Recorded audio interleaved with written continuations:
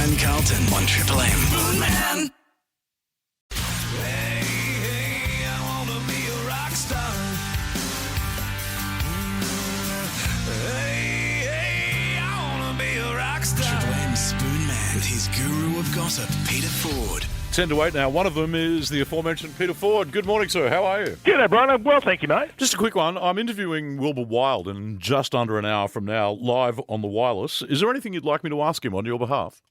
Well, I'd ask him, obviously, about how much contact he has with all the other people from Hey Hey. Is this reunion a chance for them to really kind of catch up together? Of course, they didn't really get the chance to catch up. In other times, they would have all converged onto a studio, presumably in Melbourne, but they weren't able to do that, obviously. So, yeah, Wilbur's one of the great characters of the industry, and, of course, multi-talented with a whole other music career going as well. Yeah, indeed. So it is a bit of a shame that it's not sort of almost a live show. You could imagine in other times, non-COVID times, turning the thing into a show with an actual audience. It would have been quite good. Yeah. Okay, on to other matters. Four Corners doing an expose next week on the former boss of Sony Music. Yeah, this is a bloke called Dennis Handlin, and about 6 months ago, without any warning, suddenly it was announced he was leaving the company, and pretty soon after that, the rumours started to take flight about why, the backstory, and now it's been publicly reported that he was at Sony for 37 years, and I think 30 of those as the boss.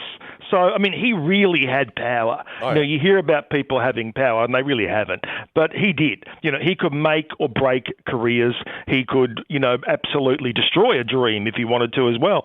And so this expose about his behaviour and behaviour that he oversaw on his watch is going to air on Four Corners on Monday night. The promo just alone is very powerful. In fact, we've got the audio of that. Let's have a listen. It's always been a massive story that has been waiting to come out. Dennis Handlin. He was untouchable. Facing the music. He said, want a younger, sexy-looking person at the front desk. He was sort of an equal opportunity abuser. It's just the norm. The Sony Music scandal. There was a culture of hiding things. Did it feel like gag money, though? It was exactly gag money. I couldn't go to my grave without telling the story. Four Corners, Monday, ABC TV. Interesting, Mr. Ford. Yeah, sounds pretty powerful. When they're calling you an equal opportunity abuser and they're showing vision of you dressed as a Nazi in the promo, it's not going to be doing you any great favours. Oh, really? They've used that vision, have they? Yeah, exactly. So I'm going to watch it, absolutely, and it's going to really give voice to a lot of people who feel like they got a very, very raw deal by working for, and most certainly if they worked beneath, Dennis Handlin. Interesting, the ABC News boss, Gavin Morris, has spat the dummy too. He's decided to quit. Yeah, tough gig though, boy. I mean, I do think they've got to rein in some of their high-profile talent on Twitter particularly, even though sometimes I agree with them, but, you can't have that. I don't know how an old-school news guy like Gavin Morris could possibly have spent so long at the ABC in its current form. It would have been the most, just on a daily basis, to drive you nuts. Now, good news. Kylie Minogue is coming back to Melbourne. I might get that date after all. It's only been 31 years. Well, of course, when all the travel restrictions lift, it's going to be a lot easier. But, yeah, she's actually back, and she's revealed that she actually moved back at the beginning of the year. She's here already, is she? Yeah, she said nobody noticed. They thought she was just here for a holiday. The funny thing with Kylie is that she actually spends a lot more time in Melbourne than people realise, but she has a very unique ability to actually fly under the radar, and she doesn't go to the kind of places where you think big superstar names are going to go. Yep. Doesn't interest her, and I think Mum and Dad are getting older, and I think she feels it's right. It's only a base. She'll still be travelling. She'll still be away a lot, but she will, call Melbourne home once again after 30 plus years, which is just extraordinary. And of course, Danny's here, her brother Brendan's here, and the only thing is worries me is that she's going to try and conduct this long-distance romance or relationship with Paul Sellemans, who I think's terrific. I think he's a great catch for her.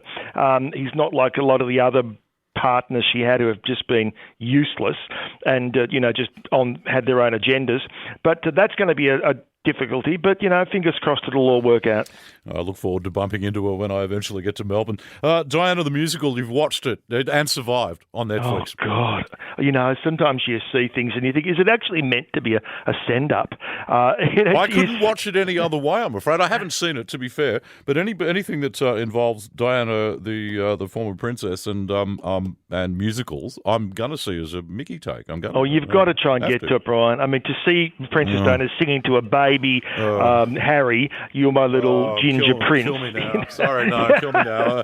Life is too short for some things, and Diana the Musical on Netflix is one of them. Daniel Craig, though, has got a star on the Hollywood Walk of Fame. Yeah, and look, if nothing else, it shows you, I'm not saying for a second he doesn't deserve it, but it does show you how timed these things are. Just as they're bringing out the new Bond movie. Oh, I thought it was just a coincidence. Yeah, no, funny that. I hate to spoil the illusion. These things are very contrived. They actually cost a lot of money to get. You don't just get one simply because you deserve it. You've got to have people lobbying for you, and secondly, you've got to have people who are willing to hand over the check because, they're not cheap. Then they have to be maintained as well. But yeah, Daniel Craig can now add that to his portfolio of awards. I am such an innocent. Cup of tea, Bex, good lie down after the Diana Musical thing, Peter. Thanks, mate. Catch you next. Catch you Monday. Mate. Cheers. Peter Bye. Ford, our guru of gossip on Triple M. Live from Hobart, 6 a.m. weekdays. Brian Carlton, the Spoon Man on 107.3 Triple M.